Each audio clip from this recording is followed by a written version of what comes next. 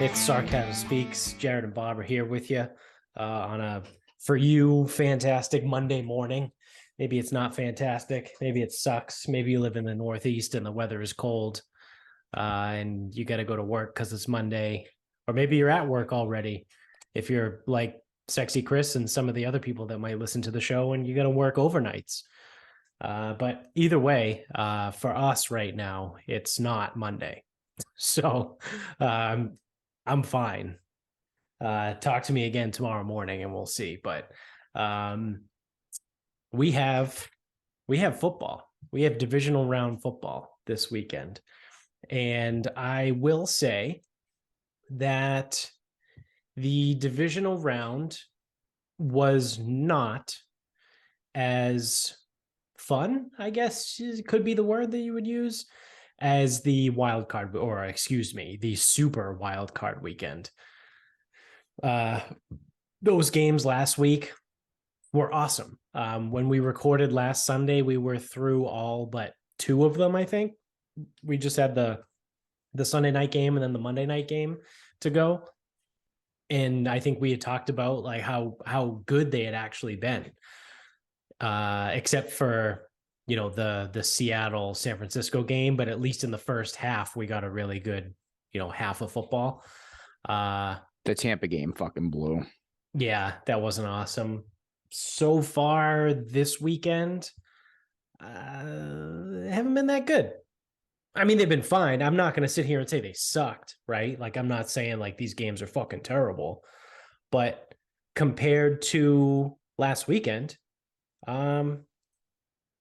I don't know. Haven't really been that great. I mean, the Philly game yesterday was a fucking joke. Philly won 38-7. Like, at no point in that game did it ever even feel remotely close, because it wasn't mostly. Because the Giants are fucking frauds. Yeah. The Jaguars kind of kept it close, but not really. They kicked a late field goal. Yeah, so that's one of those things, like, if you watched the game, it never really felt close. But, if you see the final score, you see the highlights, you're like, oh, wow, Kansas City only won by a touchdown. It's like, yeah, but if you watch, like I said, if you watched every second of the game, it at no point were you like, oh, wow, Jacksonville's got something going here. Like, maybe they can pull this off. Like, it never happened. And then the early game today was shitty. So I mean, and I give these reviews on the standpoint of a general football fan, right? Now, obviously, if you're a Bengals fan, you're fucking pumped about the early game today, right? Because the Bengals basically fucking mopped the floor with Buffalo, which literally nobody saw coming.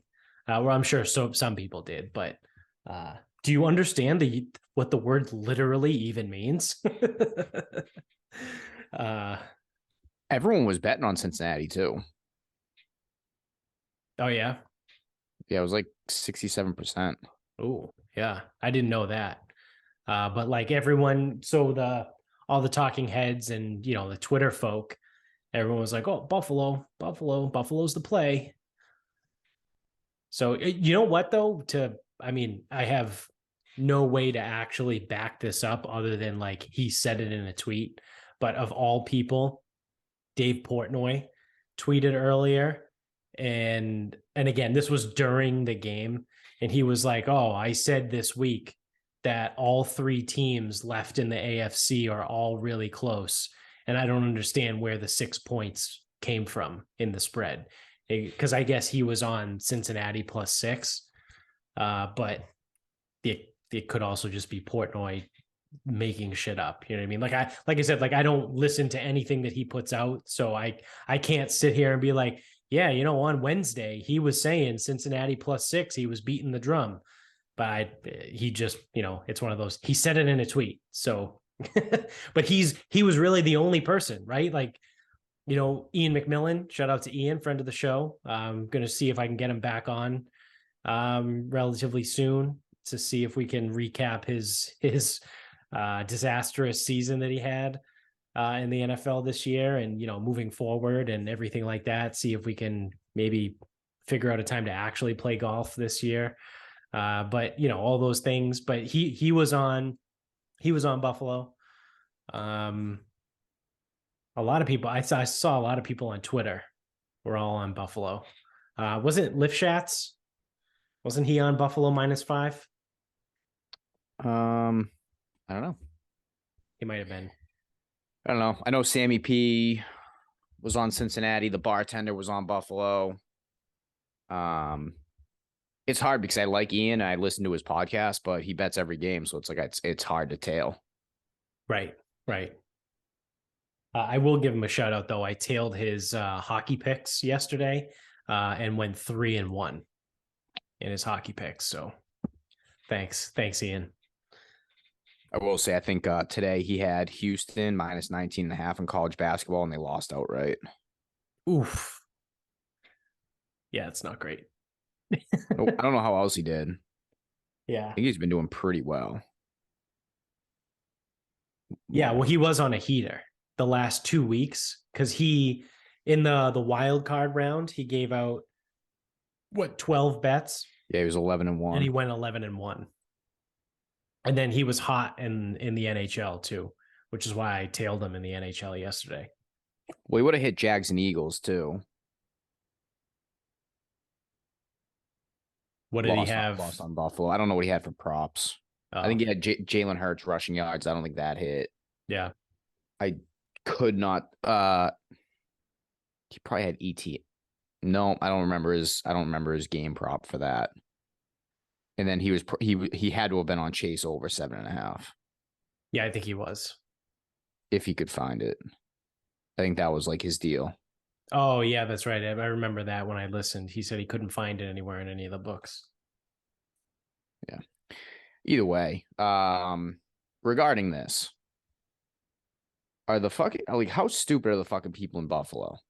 Like, especially watching that game today with a snowstorm. They built a fucking dome team. Yeah. To play in Buffalo, New York. Yeah.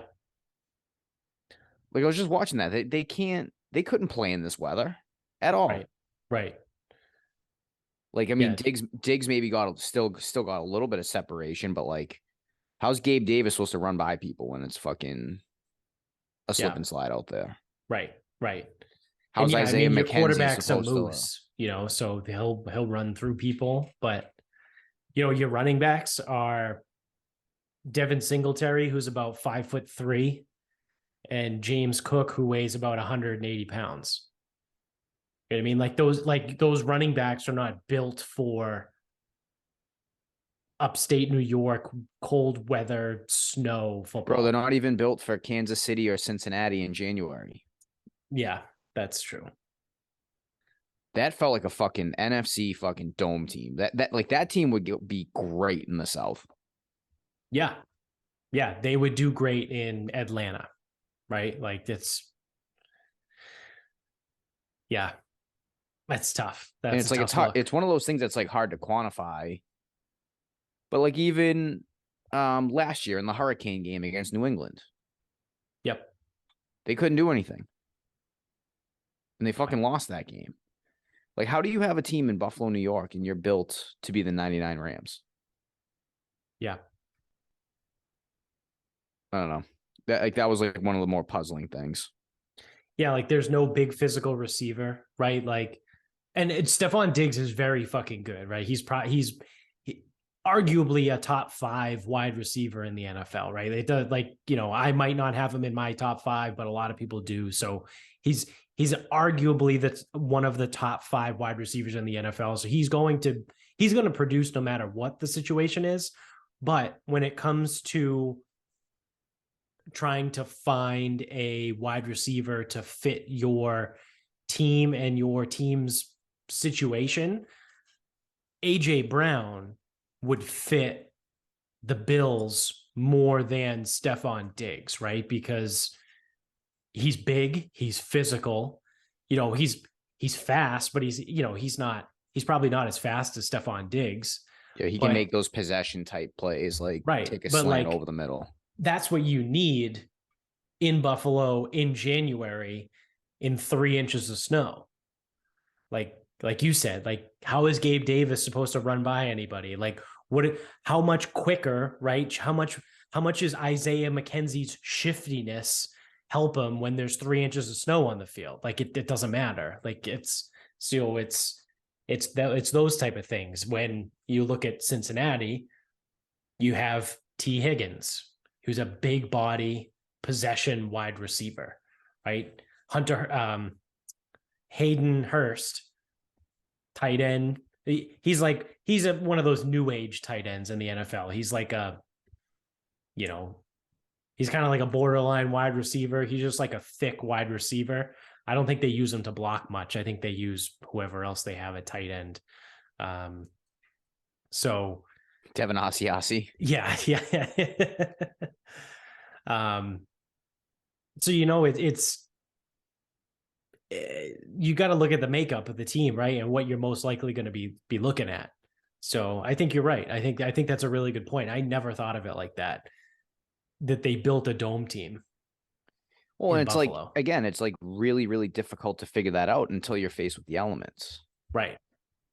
That's true too. So I don't know. It just doesn't make sense. Like the reason they lost is because their team isn't built right for where they are. They got a home game in the fucking divisional round, and their team was not properly constructed for their region. Yeah, that's tough. That's a tough look. I'm just like, I don't know. I'm like trying to figure out, like, is this team ever going to make the jump? Yeah, I would say they would need a Joe Mixon, right? Like, and I don't know anybody's salary cap situation, but depending on who you want to listen to, like if you follow Felger and Maz in this region, say the cap is crap. But my first thought would be like a Josh Jacobs, right? Like if Buffalo went and picked up Josh Jacobs, I mean, now you're cooking with propane. You're cooking with fucking hydrogen or like that's just going to make a massive explosion, right? Because this Buffalo offense, as long as Josh Allen has been on the team, they have not had a run game. Was it? No, it's him. It's just last year or 2 years. One of the years, whether it was last year or 2 years ago, he led the team in rushing yards. Yeah, Singletary sucks. Yeah. Or the scheme doesn't work or whatever. But then it's, it's Singletary, it's Cook, and then they traded Moss for Naheem Hines. Right. It's like your three guys are all like, you have like 3 third down backs effectively.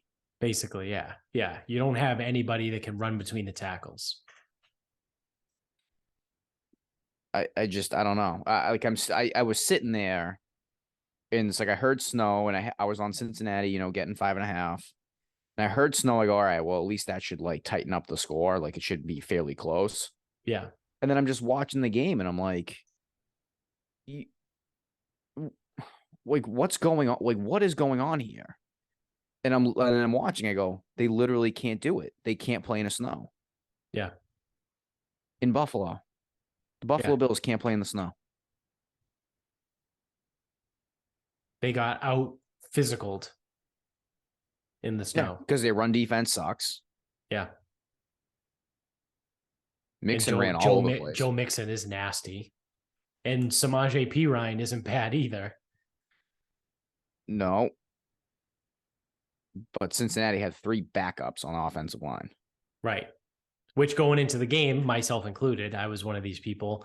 Everyone was like, that was the death knell was ringing for Cincinnati because they were like, they're down 3 starting offensive linemen. And everyone's minds immediately goes back to Joe Burrow's rookie year when their offensive line was absolute trash and he literally got fucking killed. They blew out his fucking knee. So apparently their backups are better. Their backups are just fine. Or the snow helped them enough to be fine. Yeah, because then the pass rush couldn't be as good. But two of the guys have also been out. Yeah. That's the other thing is people like, oh, they're out 3 linemen. It's like, well, they only lost one. Yeah, Jonah Williams got hurt last week, but they've had the other kind of two. hated him. Yeah, the other two have been out for a while. So that's the thing is like you lose Jonah Williams. So that's in the spread moved 2.5 points at one point, and like hung around a 2-point movement over a lineman that everyone thought was underperforming all year being replaced. Yeah, it's not worth 2 points. No, definitely not. I don't know. Weird game. Yeah, weird game. Brett Maher just had a fucking extra point blocked. Oh, you're in the future. They just blocked it right now for me. That's not great. I'm on like a fucking 10-second delay. Yeah, that's not awesome. Yeah. Well, that cashed. I saw Sammy P on Twitter was getting into it with people because someone was like, oh, Brett Maher was plus 250 to miss an extra point this week. And his take on it, which I would tend to agree with, is that's massively, would you call it underpriced or overpriced? But I don't know which way you would go with it, but it should be a lot higher, right? Like at plus 250, he said it should have been, somewhere around plus 500. That's because I think it was the Superbook released it at 500. Yeah. Yeah. So this is the problem. And like his mentions are going to be hell. I know he did tweet out that he was at the Bruins game. So that's going to be something. Yeah. So what he was saying is that the number was bad. Yes. Which it is, because if it's 500 at the Superbook and 250 on DraftKings, well, DraftKings is pitching a bad number. Right. Now, this is just Yahoo's going, well, it's not a bad number because he's going to miss one. And it's like, okay. And my only thing, again, he gets, like, people get, it goes back and forth because it's like a fucking nothing argument. And then now, like, someone misses. So someone's going to look at him and see, I told you. Yeah. I told you plus 250 was fine. Told you. But that's the thing is professionals. Right. Like, so if I told you to take a money line and I said, hey, this favorite's minus 350 on the money line, you're going to look at me and be like, that's fucking stupid. Yeah. I'm like, no, there's value there. And then, so professionals can say shit like that because they go, no, that should be minus 600 and it's only minus 350. There's value. It's like, yeah, okay, I guess. Because it all comes down to, like you said, with the professionals, it comes down to implied probability, right? So for anyone that doesn't understand how gambling odds work, there's whatever the number is correlates to an implied probability of that outcome. So if if a money line, right? So just all things equal here, right? Say the 49ers money line was minus 110. That's an implied probability of what, 52%? Something like that. Because that's why you have to hit 52. I'm going to pull up a calculator. Yeah, you have to hit 52 and a half in order to be profitable. So it's something close to 52%, I think, or something like that. So that's what the professional gamblers do. When they handicap something, they're looking at the implied probability of an outcome. So if they look at something and they say there's a 67% chance that Dallas beats San Francisco, and that correlates to a minus 350 odds, like you said, but the odds on one of the sports books is minus 420. You're like, well, there's value there at minus 350 because minus 420 would have an implied probability of, whatever, I'm making numbers up here, like 80% chance, right? There's an 80% chance that they're going to win, but they're only charging you as if there's a 67% chance of winning. So you're getting value on that bet. So I think that's what they're going through. And that's what professionals do. Now this is where things get real goofy. So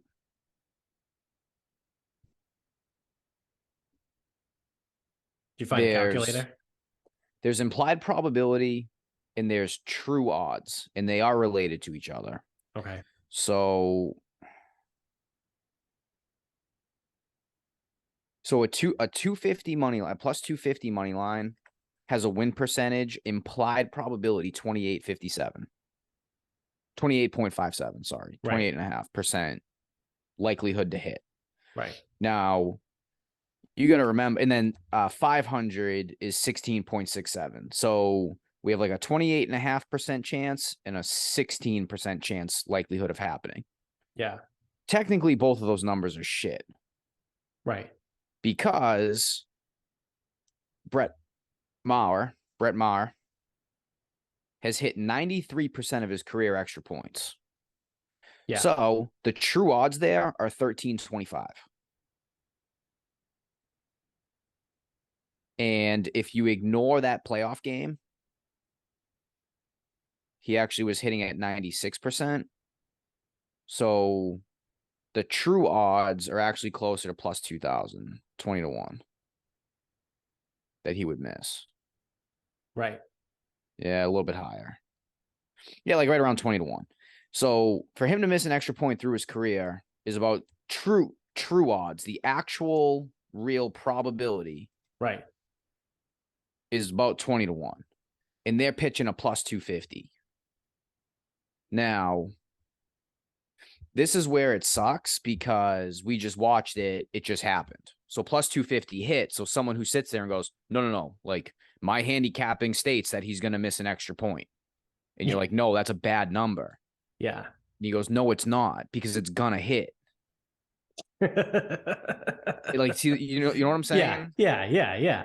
So that's where someone who's a fucking moron. No, but professionals do it too. So this is what I'm trying to say is because it does go both ways. Now, someone like Sam, he's in the middle and he's betting analyst, whatever. And then some Yahoo jumps down his throat. That's why he has to double down. And that's why he has to go so hard on some of these takes. Because the person's like, no, plus 250 is a good number. He goes, no, it's not. The true odds should be 13.25 or 20-1, depending on if you want to count that 1-for-4 game or not. Because if you're doing a statistical analysis and going, I watched him go 1-for-5 or 1-for-4. 1-for-5? 1-for-4? I don't remember what he was. Something, yeah, I don't know. Whatever. I think it was 1-for-5 because he missed 4 in a row. So I watched him go 1-for-5. He sucks at hitting extra points. Like, okay, well, throw that data set out because the 1-for-5 doesn't matter. So if you then take all of his other ones, well, he hits at 95, 96%. So the likelihood of him missing an extra point mathematically is 4%. Is four and change, between 4 and 5%, which is a 20-1 odds or a 20-1 true odds. Right. So you can say plus 250 is a bad bet. But if a professional then starts doing this, so like let's just say, so we know that a home team is like 50-50, right? Yeah. In a favor, it's usually 50-50 for covering, whatever. So we already know like there is no like edge, but like some professional thinks they have an edge.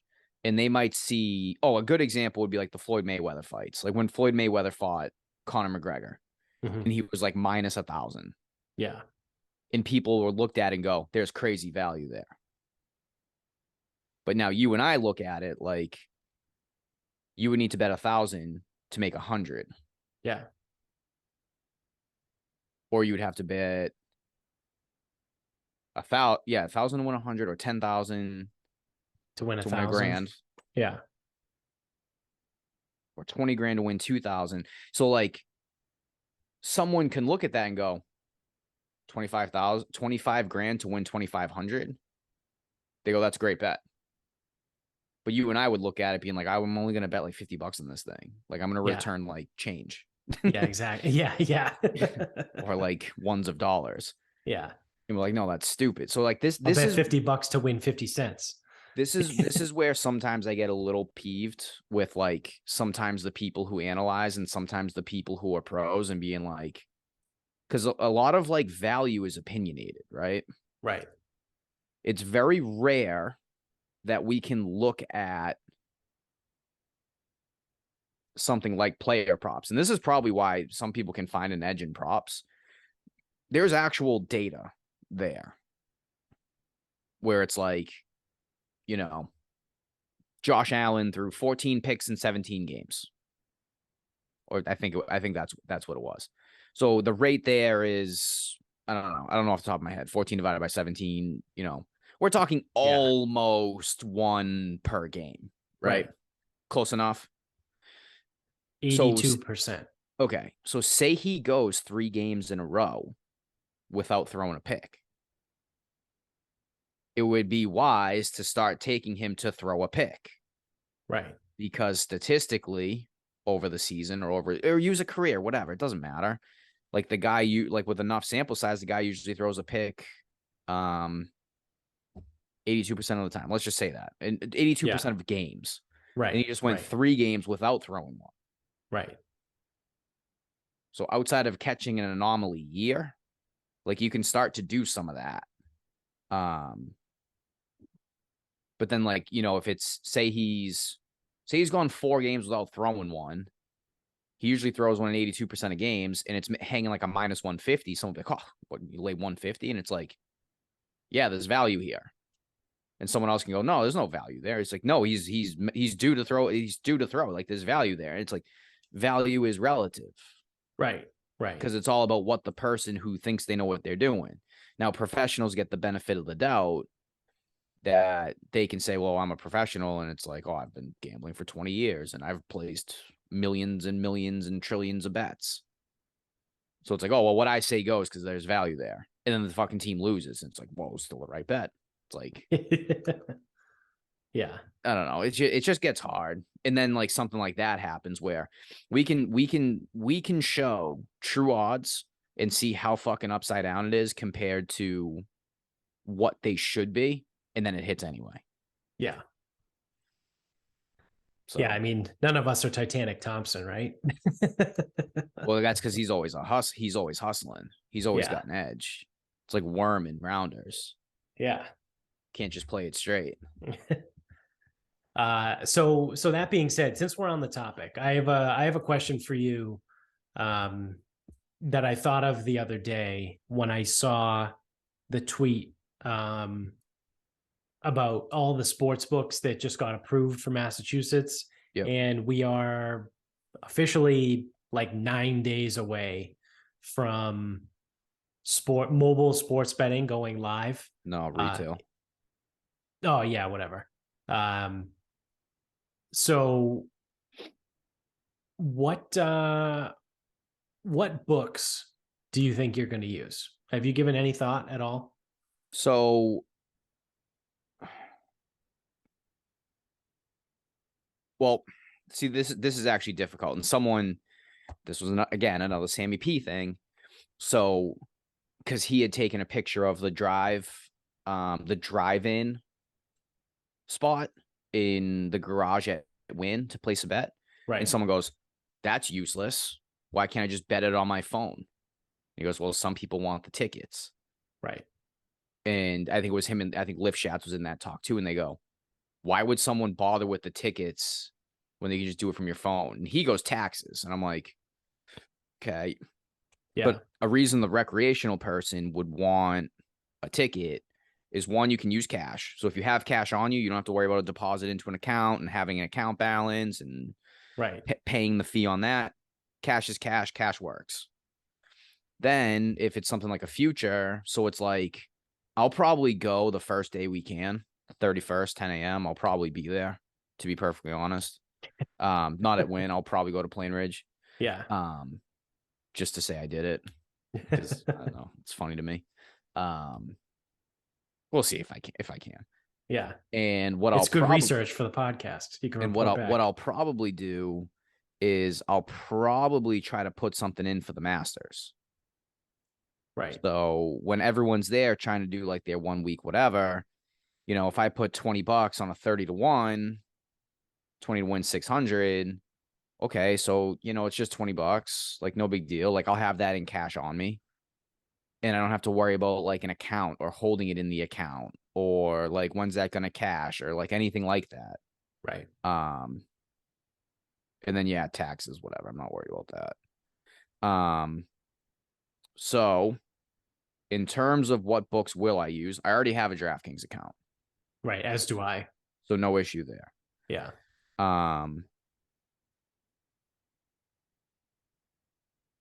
The only one that I really don't, well,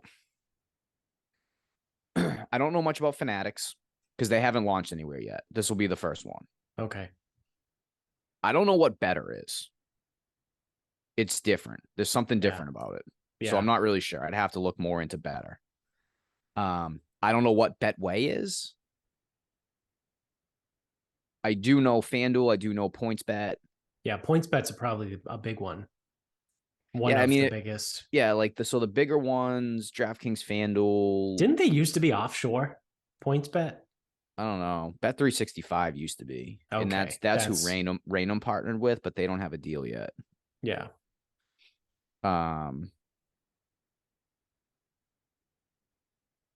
So first and foremost, the books that are mobile only, like I don't know if I'm going to download Barstool. I'm probably not. Because I can go to Plainridge. That's my reasoning. I probably won't download the Barstool app because Plainridge is 10 minutes from my fucking house. And I don't know if I'll download WinBet.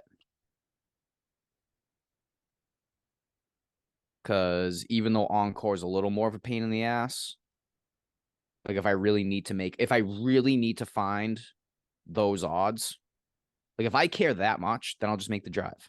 Yeah. But I will not make the drive to Springfield.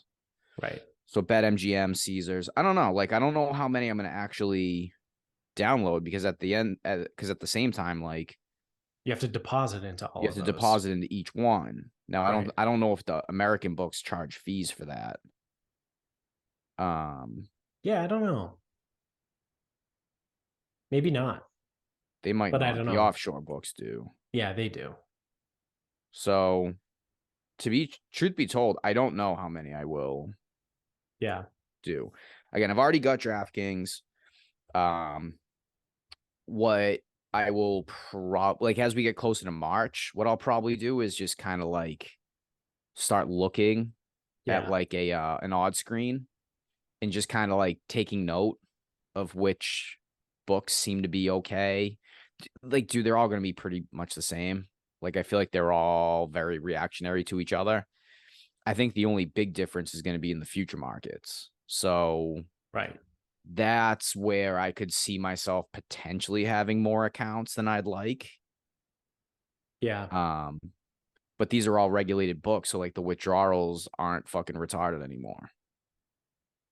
Like that's part of the reason why I only have one offshore is because it's like you need to have a certain balance or you need to roll over. Like you don't do that in American books anymore. So it's like, if I deposit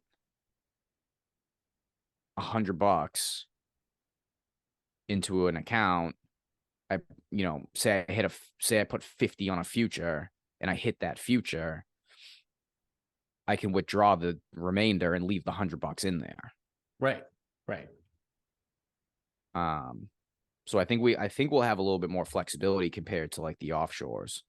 But I haven't tracked any of these. I haven't really tracked many of these books, so I don't really know who has the best odds or who doesn't. Yeah, so I was actually going to say basically the exact same thing. That I'm probably going to pay attention to what the odds are at the books that I would be interested in. Or I guess if I could find somewhere that has like all of the ones in Massachusetts listed to compare. There are odd screens. Yeah. Like, is that another app? Do I have to develop that app? It might be well, the big one I think you have to pay for, it's Don Best. Don Best. That might be it. I'm not sure. I don't know. But like that's the one like the professionals use, but like that's the one like the books use. So like people who like arbitrage bet or whatever, they just keep that screen up, and the second they hit it and it's like, okay, bang, then I'm gonna go to this book and I'm gonna nail that book, or I'm gonna start making phone calls, whatever. Yeah. But I think just Vegas Insider has enough of an odd screen. Oh yeah, that's true too. Because I know, so the Action Network is the app that I use to track all my stuff. They kind of have some, but it's not great. I also don't know what the Action Network looks like on a computer. It's a little bit better than the app because it's not that much different. There's one thing when it comes to like I'll place like single games on my phone, but boy, is mobile fucking like awful to like do this shit. Oh to like bounce around, to get the props, to like change books, to look at sheets, like well, especially when you have to go offshore books because it's a web page. So you have to go on your web browser, right? And then open up a page and then open up a new tab. So it's just a pain in the ass. It's not like you can just like flip between apps on your phone. But yeah, I think Vegas Insider should have enough of an odd screen. And you can just find like Massachusetts books, or you can filter maybe, or you just have to know which ones. I don't know, because like I don't know if they have. I don't know if they have a customizable thing. Like you might need to make like an account. It might be free. Yeah. But I mean, if you give enough of a shit about this stuff, you should probably do that. Yeah. No, this isn't what I want. NFL odds. Yeah, they have. I'm on it right now. FanDuel, BetMGM, Caesars, WinBet, Bet Rivers, PointsBet, Sports Illustrated, which I didn't know had a sports book, Unibet, and then that's it. Yeah, so I don't know if you made an account. I don't know if you could customize this screen. Doesn't look like you could. Yeah. No DraftKings though, huh? That's interesting. What's the futures market look like? So yeah, I mean, like you said too, I already have a DraftKings account. I'm kind of maybe interested in BetMGM. I know Vinny has used them before, or he at least has an account. Yeah, I think part of me knows that it effectively doesn't matter, right? Yeah. So part of me would like to stick with some of the bigger books. So like just looking at this screen, I mean, this is, I don't know if it's customizable. I don't know if there are more, if this is just what it is. FanDuel, BetMGM, Caesars, WinBet will have all of those, and PointsBet. So we will not have Bet Rivers. We will not have SI. We will not have Unibet. So, I'm even just looking. So say you like, this is a bad market to look at because it's so finite now. I don't want, so if I might went also to, look at golf too, because yeah, because it depends on what you bet too. I basically used my other book that shall remain nameless because it's not my bookie. But I want to thank my bookie and tell you all to use the promo code Sarcasm Pod when you sign up with my bookie to double your first deposit up to $1,000. But when it comes to betting on golf, I could always get better prices on my other book. So I basically only used them for golf, and I occasionally I use them for baseball. That one summer that I fucking crushed baseball because I was working, but I wasn't really working. I basically just had a fake job, and I could spend like 2 hours every morning handicapping baseball games. But yeah, I mean, I use my bookie for everything else, and then I use that other one for golf and occasional baseball. So it Yeah. might come So down to that too, right? Like it might be like, just making shit up here, right? Say like Caesars, like they have really good prices for golf. Then I might just use Caesars basically only to bet on golf. And, at this point in my betting career, I only bet on football and golf really. And if I'm going to bet on anything else, I'm tailing someone else. So, we'll go from there, I guess, but. yeah, so golf, they don't have an odd screen for. But if so say you were an NCAA basketball person, just to give you an idea. And I'm going down the odds list just a little bit to emphasize the difference. So say for whatever reason you thought Gonzaga was going to win this year. If you took them at BetMGM, it's 18-1. If you took them at FanDuel, it's 35-1. Wow.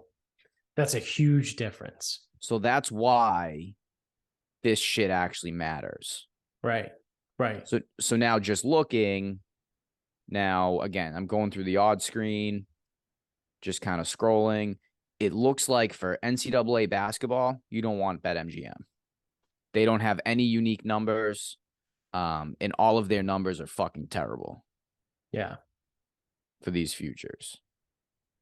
Looks like FanDuel gives you the best odds on basketball, college basketball. So maybe I can just quickly go to the NBA futures. So this is NBA Finals. And BetMGM seems to be a lot better here. Yeah. So that's the other thing. Yeah. So the sport you bet matters because if I'm sitting here and I go, oh, BetMGM sucks because I can't get college basketball futures. Well, their NBA futures, although not dramatically better, like we're talking like, plus 20-1 instead of 18-1, 21 instead of 18-1, 41 instead of 36-1. But it's better. I mean, it's a sharper market. It's better, but if you were an NBA futures guy, then you don't want to be like, oh, well, dumbass said that BetMGM sucks, so I don't want to use it. But in the NBA, they're good. Right. And then for NHL is looking like Caesars. Yeah, I just went to the NHL while you were talking about that, and that looks like Caesars. Yeah. So it all depends on your sport, basically. Yeah.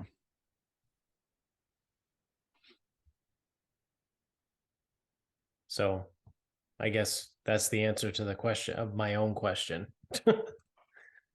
Is we'll see, I guess. Yep.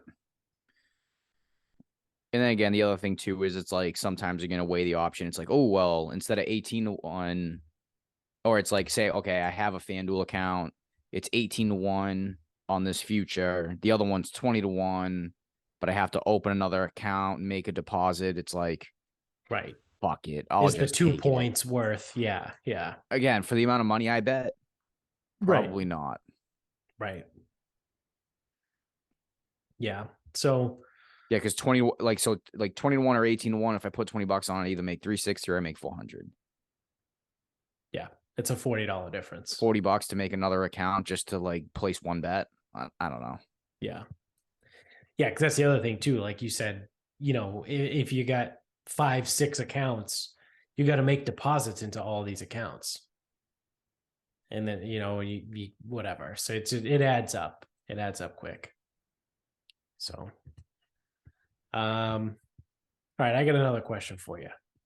And I'm stealing this from Foreplay Pod that they put this on Instagram the other day. Great. So you have one chance to make a putt. The reed is flat and straight. Okay. Every foot that you add to the putt is worth $10,000. So if you make a putt from 1 foot, it's 10,000. If you make a putt from 6 feet, it's 60,000, so on and so forth, right? Every 1 foot is equivalent to an extra $10,000. Again, it's flat and straight.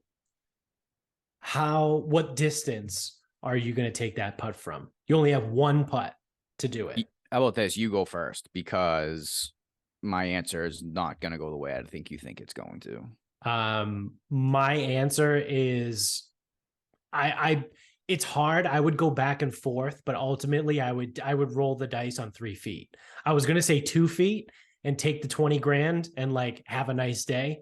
But I think I might roll the dice on the 3 feet, take the 30 grand and, hope I don't fuck up a 3-footer, which is possible. Right. But you would think, again, flat and straight.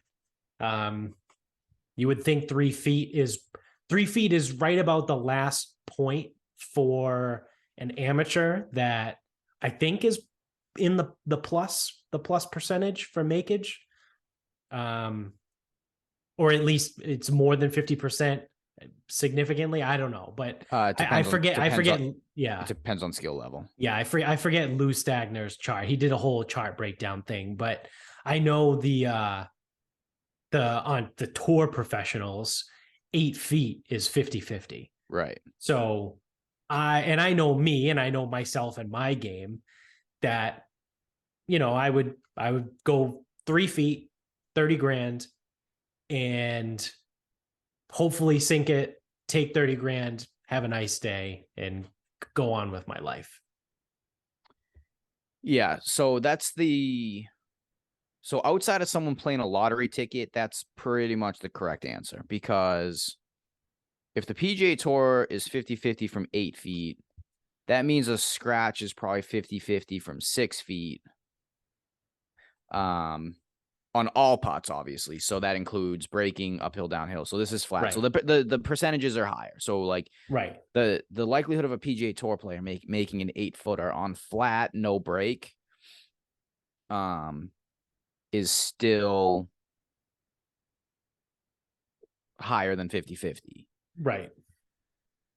But on average, I think at 12 feet, because a lot of people are going to try, again, they're going to try to hit their lottery ticket. I think it's 12 feet.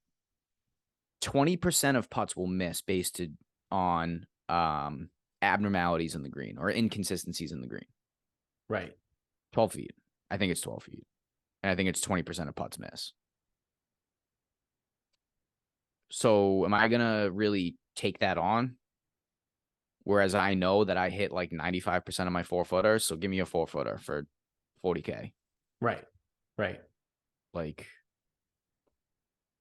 I hate, like, it sucks because, again, someone's gonna be sitting there like, oh, I'll take my odds on the 20-footer. I'm like, your odds are never gonna hit that. Yeah, you're significantly more likely to miss it than you are to make it from 20 feet. Because that 200,000. Yeah. Yeah. So a putt for 200,000 on the line, it already isn't makeable, and now you're gonna make it. Right. And now you also assuming that like your nerves aren't going to come into play, right? Because we're playing this out as if it's a real life scenario, which is why I truthfully went back and forth between the 2 feet and the 3 feet. Because like I said, 3 feet is like right about that spot where like it feels good, feels comfortable. But if right before I was going to go hit a putt for 3 feet, you were like, hey, if you hit this, I'll give you 30 grand. I'm gonna be like, ah, fuck. I got to read this again. You know, like, it doesn't matter. It's flat, straight. Doesn't matter. I got to read it again. Like, it's a mental thing. So that's why like it comes into play. You have to factor that in because it's not obviously a real life scenario, but the hypothetical is pitched, in a real life scenario. So if you were just going to be like, oh yeah, no, I could hit a 7-footer, or, if you were whatever, if you were a really good golfer and, if you're a plus handicap and you're, more than 50% likely to, flat straight hit a 7-foot putt. Okay, cool. But if right before that, I was like, hey, you hit this putt, I'll give you 70 grand. Well, that's going to change things, right? Like then that's what I tried to factor in, which is again why I went with 3. But that's another thing too, right? Like, oh yeah, take my chance with a 20-footer. Okay, right before you hit that 20-foot putt, hey, if you sink this, I'll give you 200 grand. You're for sure not going to hit that. Like you said, you already can't hit it, It's and already now not you're makeable. definitely not going to hit it. Yeah, I mean, the only thing I was thinking was maybe extending it out to 6 feet because I guess maybe not. I guess all things flat. I guess if it's all flat, my make rate from 8 feet is probably about 50-50. So if I took a 7-footer, I'm more likely to hit it than not. But I mean, 40K, 70K, I'll just take the 40. Yeah. Because I'm probably not missing that, to be perfectly honest. Right. And that's how I felt about the 3-footer. Like I'm probably not going to miss the fucking 3-foot putt. I shouldn't. Yeah, but I do like how there's definitely people out there that think it's like, oh, well, I'll just take a 12-footer because it's like flat. I'll hit that. No, you won't. Yeah, you're not. You won't. No, you won't. And it might not even be because you did anything wrong. Could just be the green. 20% chance that something fucked up on the green is what moves the ball. Yep. Never mind if your face moves a degree anyway. Right. Yeah. Yeah. So that's a thing too. Obviously, if you don't hit it square or you hit it slightly open, slightly closed, whatever, like obviously that's going to compound with the further distance you are away. So if you're 3 or 4 feet from the cup and you don't make a perfect strike, you're still fine. Say you hit it 3 degrees off from 4 feet, you might still hit the putt. But if you hit it 3 degrees off from 15 feet, well, now you have, an extra 12 feet, an extra 11 feet for that putt to move. And that 3 degrees off is going to compound because you might be 3 degrees off now, but by the end of the 15 feet, you're going to be, a foot right or left, depending on how badly off you hit it. So I thought it was interesting because I did look through the comments a little bit, and some people were saying that. Like some people were kind of like us, and then some people were even like, "Give me a 1-footer, I'll take my 10 grand." They're like, "I don't give a shit. Give me 10 grand."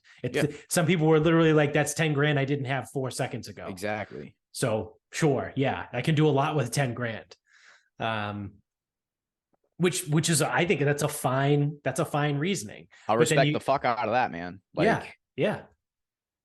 That's the thing is like I don't for 10 grand. Yeah. I don't know if I can find this data. But then you had other people in the comments saying what you were saying, being like, "Oh, you got to go anything less than 10 feet's not worth it." And it's like, what the fuck do you mean anything less than 10 feet's not worth it? Like that's the dumbest fucking thing I've ever heard. Yeah, let me see if I can get this for ShotScope. ShotScope has a database of millions of golf shots. I don't know how easily I can just find this. All right, 30 plus feet. No, 24. 6 to 12. Can you like filter it by handicap? I can see it by handicap, but they're giving me a range. So it's like, I want to know what a 2-footer is, not 0 to 6. Oh, yeah. Because 0 or to at 6 least make better ranges. Yeah, go like every 1 to 3, 2 feet. 4 to 6. Yeah. Yeah, that doesn't help me. Yeah, 1 to 6 is lame.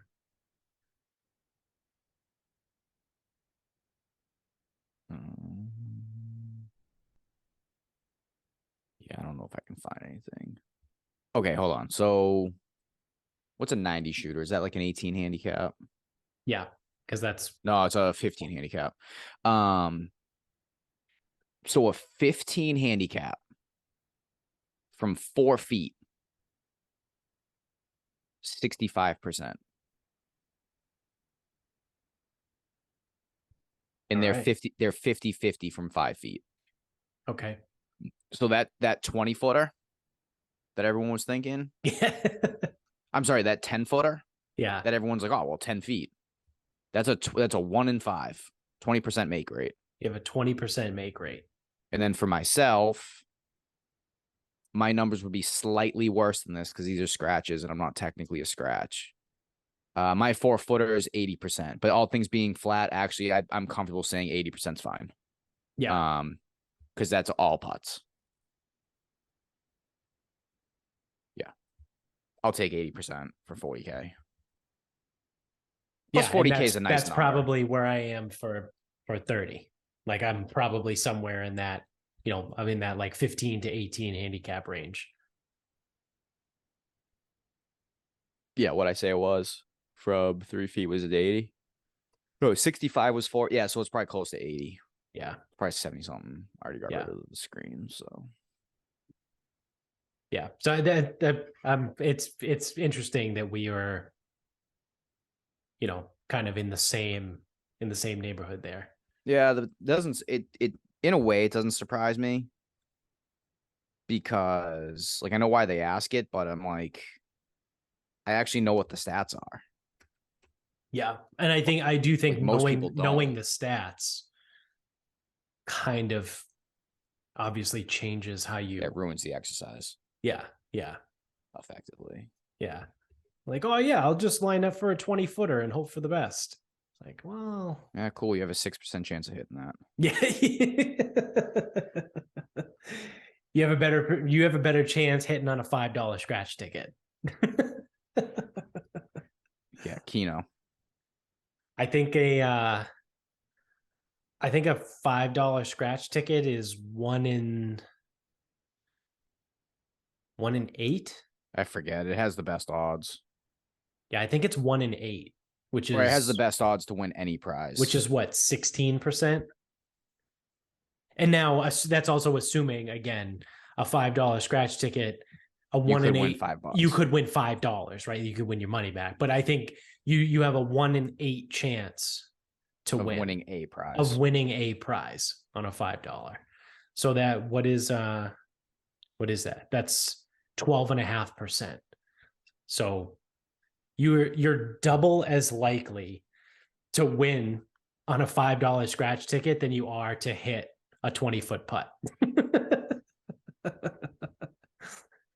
I could give you two. So statistically speaking, I could give you 2 chances at 20-foot putts.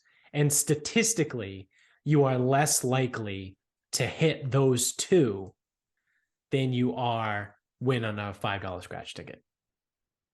Because you get that 12.5% versus the 12%.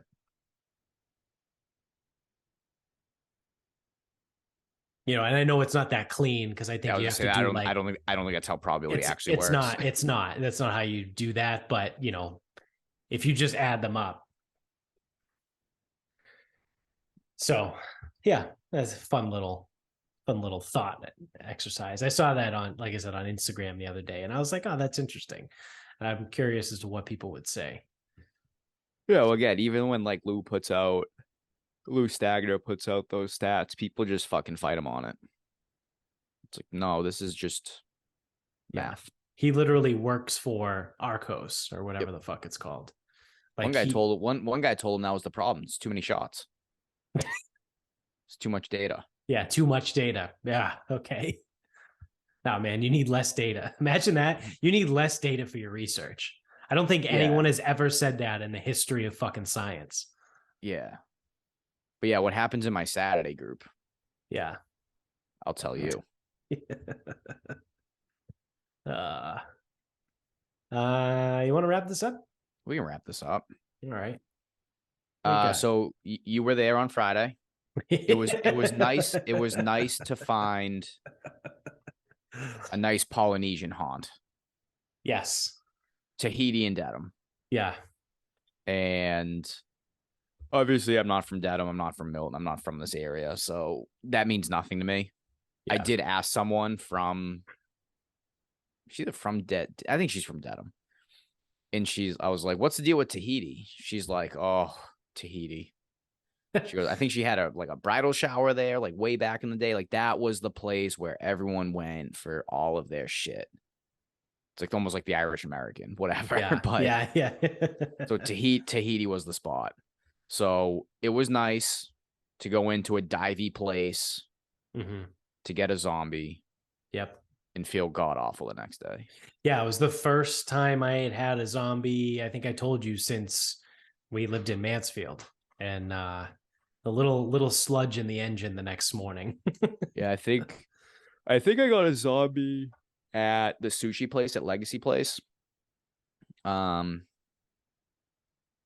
I don't want to go. Like I don't want to. It's not really like a bar. Like I don't want to go there and Right. Again drink 2 to 3 zombies and feel like complete shit the next day. Yeah. So, but I mean, I said this. It wasn't a Marissa zombie, but it was. It got the job still done. good. It was. I don't think they used wolf rum like China Plaza. Yeah. So yeah, you know what? It was good enough because truthfully, I don't always need it to be like loaded up on fucking butane. Yeah, exactly. Is that that's it? That's all I got. That's it? All right. That's all I got. So I'm actually going to piggyback off of your final thought then, and continue on with the rest of the night then with the fucking when we were at RL. Yep. And we're standing there just I forgot about this. We're standing there kind of like in a circle, right? It's me, you, Chris, and Steve. For backgrounds, so it's Roxbury Latin, that's the school. We were there watching a basketball game with one of the fathers of the kids. So he brought us up into like this area where it's like buffet stations. Yeah. It's like a coffee station and a water station and cookies and shit like that. And like you can buy merch if you want to, whatever. So it's like private school type of shit, right? Yeah. Very, very expensive private school. Yeah. So it's mostly students and families up there, right? Yep. And then we're there because, I mean, obviously we're with our family, but you know, we're there because we train the kids. So and it's just like above the courts, like in this one spot. Yeah. So we're standing there. We're standing next to the refreshment table where they have coffee and hot chocolate and, you know, all kinds of whatever else, tea probably. So we're standing there in a circle, and all of a sudden someone comes and like it kind of like taps me on the shoulder, and it's a student. So there's obviously kids that go there. I don't think it's not a boarding school, right? Roxbury? I don't think so. Yeah, I don't think it's a boarding school. I mean, the boys don't board there, but like I don't know if they have the option to. Right. Yeah. I don't know. Though. I don't know either. But either way, there was a student there who kind of like comes over to taps me on the shoulder and goes, "Hey, excuse me, can you show me how to use this?" And I'm like, okay, like what? And I look at what's in his hand, and it's a fucking canister of whipped cream. Now, before you out there that are watching and listening, they're like, what are you talking about? Whipped cream. I'm talking about a fucking can of whipped cream. The can of whipped cream that you would go buy in Market Basket or Stop and Shop. Anywhere. HEB, you know, depending on where you are that's listening to the show. Any can of whipped cream that you are thinking of, yes, that is what this kid did not know how to use. The one that you walk by in Kroger every day is the one that I'm talking about. And he looks at it. He's just got it in his hand and he's looking at me like, how can you please help me use this? And he's got hot chocolate and he wants to put it in the hot chocolate. And this is not like a 6-year-old. This kid's probably like 13-ish. Dude, 14. He's 7th grade and up. Like, yeah. That's what the school is. He's probably around 14 years old. And he doesn't know how to use a fucking can of whipped cream. So I look at him and I go, all right, well, shake it up and then turn it upside down. And he does that. And I go, you gotta like see this white stem, you gotta like just push it. And he sits there and he takes the tip of his finger and he pushes straight down onto the part where the whipped cream comes out and nothing happens. And I'm like, no. And at this point, like the rest of the group is like, no, you got to push it on the side. And he doesn't compute in his brain. Like, I push it on the side, and how does the whipped cream come out? And he figures it out, right? He pushes it, and then the whipped cream starts coming out. Like, every fucking normal person in the world knows how to use a fucking can of whipped cream. And it finally comes out, and he squeezes it, and he starts shooting it in his whipped cream. And we're like, what the fuck just happened? like that kid's probably gonna be a fucking neurosurgeon too. And that's the thing that we said too. It was so two things. First, this school, if for anyone that's not from around in this area, Roxbury Latin is potentially the most prestigious school in the entire country. They have, as we found out from someone at Tahiti, some old lady who walked by Steve because he was wearing the RL basketball shirt. Someone was like, "Oh, Roxbury Latin, they have the highest SAT scores in the entire country. My nephew or grandson or whoever the fuck like went there and all this stuff, and it's great. They go to Harvard, all whatever, fuck off." And so Roxbury Latin is a very, very good academic school. Like, these kids are fucking smart. Like, you can't just decide. You don't decide that you're going to Roxbury Latin. They decide that they're going to let you go there. It's that type of school. You either got to be a really good athlete or you're going to be really fucking smart. And this kid did not look like an athlete. So yeah, that's what I mean is like, so he was, it's just hilarious, right? That, like you said, that kid's probably going to be a fucking neurosurgeon. And I had to teach him how to use a fucking can of whipped cream. So bad. Like, so bad. So then the second part of that is afterwards he walks away. We all start laughing. And I looked at you guys and I go, he knew exactly who to come to. He knew exactly what shitbag to come to. Be like, I don't know how to do this. Can one of you guys help me? Yeah. Boy. Yeah. Oh man, like it was pretty fucking good. Steve's like, yeah, he goes, the butler probably does it for him.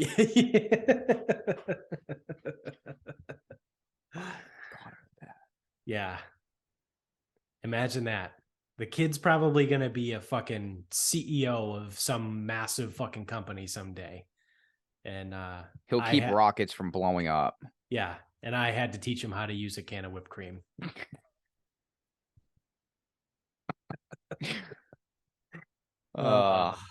Beautiful.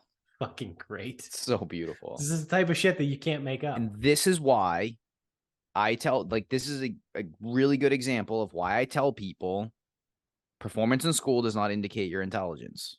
Correct. Because I would say that now you could argue, well, he's still young. Yeah, you're right. But right now the kid's a dumbass. Yeah.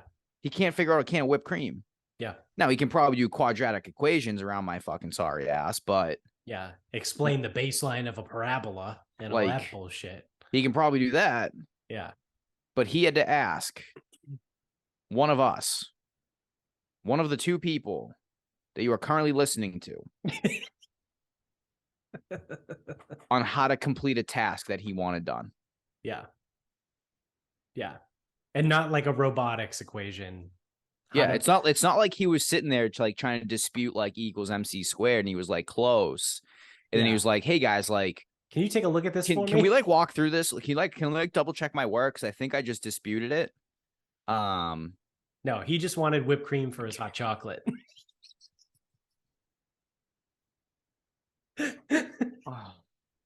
I'm surprised he was able to figure out how to get the hot chocolate into the cup. Yeah, it's all like levers and shit. He probably did physics for it. Yeah, yeah. But just his face when we were like, oh, you got to push, you turn it upside down and you got to push the stem. And he was like, what do you like? He like literally tried to push the tip that's open where it comes out and nothing happened. Oh, the other thing too is we had been drinking before this too. Well, so it's like, yeah. So not only did we have, you had 2 zombies, I had 2 zombies and 2 Bud Lights. Yep. So he needed our drunk assholes. Yep. To figure this out. Beautiful. Yeah. Pretty good. Pretty fucking awesome. It's going to be hilarious someday. You know, I've got to get a knee replacement or something. And the doctor comes in and go, you look kind of familiar. He's like, oh, you know, start shooting the shit. They went to Roxbury Latin. I'm like, oh my God. When that press conference comes, that like, what year is it? So like a member of RL graduating class of like 2027 comes out and wins like a Nobel Prize. I'm gonna be like, I wonder if that was the kid who couldn't figure out the whipped cream. Yeah, I'll go. That'll be my first and only ever YouTube comment. I taught this kid how to use a can of whipped cream. He's gonna solve the fucking climate issue. Yeah. And somehow it'll like relate back to those cans. Yeah, he'll save humanity. He'll be like, oh wow, if only we had a different way to do this. Yeah. So yeah, that's pretty good. That was Friday night. It was a good time. This is the dumb shit that happens to us all the time. Oh, you know, without fail, dude. It's like, fail. If you listen to the show long enough, you get it at this point, right? Like it's not even a surprise to you. You're like, obviously you guys are the ones that this fucking happened to. Yeah. So with that said, that is going to do it for us. So thank you for watching, for listening, for coming along this ride. Like, rate, review, subscribe wherever you're at, whatever you're using. You can take a look at the bottom of the screen here and find all our socials. But if you're an audio only person, you can get us on Instagram at Sarcasm Speaks Pod. Twitter is Sarcasm_speaks. Facebook page is Sarcasm Speaks. Website, sarcasmspeaks.com. Go to the merch store, buy some merch, get some t-shirts or maybe some mugs or whatever the fuck you want, anything you want with our logo on it. You get throw pillows, for Christ's sakes. You get laptop covers. I think there's an apron. So what you can do actually is go to the merch store, buy a Sarcasm Speaks apron, and then when you get that, you can go to grillyourassoff.com and then use the promo code SarcasmPod to get 15% off your entire order when you check out. And whatever you use to cook when you're cooking, you can wear that Sarcasm Speaks apron while you cook with your grillyourassoff.com seasonings or barbecue sauces or pickles, whatever the fuck you buy from them, because it's amazing. So until next time.